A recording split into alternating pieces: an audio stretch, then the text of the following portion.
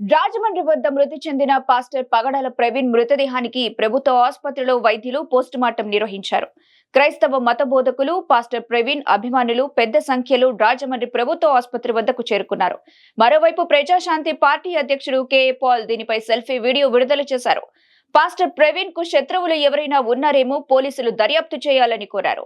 CM Chandrababu జోక్యం చేసుకుని న్యాయం చేయాలని పాల్ డిమాండ్ చేశారు. తాను రేపు రాజమండ్రి వస్తే రచ్చరచ్చ అవుతుందని కెఏ పాల్ వ్యాఖ్యానించారు. చంద్రబాబు నాయుడు గారు పాస్టర్ ప్రవీణ్ కుమార్ కి లైఫ్ థ్రెట్ ఉందని అనేక సార్లు చెప్పిన పోలీసులు పట్టించుకోలేదు.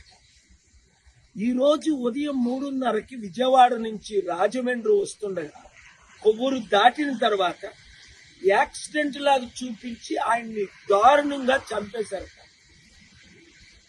ఈ మధ్యన పవన్ కళ్యాణ్ మీ డిప్యూటీ సీఎం ఆడిన మాటలు ఎంత ఘోరంగా ఉన్నాయో, ఎలా రెచ్చగొట్టాడో మతాల మధ్య మీకు నాకు తెలుసు.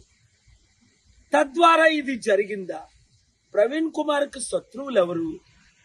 అక్కడ సీసీటీవీ కెమెరాలు ఏం చెప్తున్నాయి? హాస్పిటల్లో పోస్ట్ మార్టం తారుమారు అవ్వకుండా చూసే బాధ్యత మీది, లేదా మీకు చెడ్డ పేరు వస్తుంది.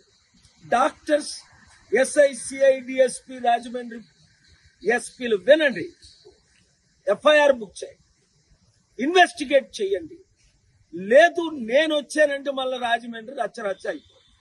న్యాయం చేయండి.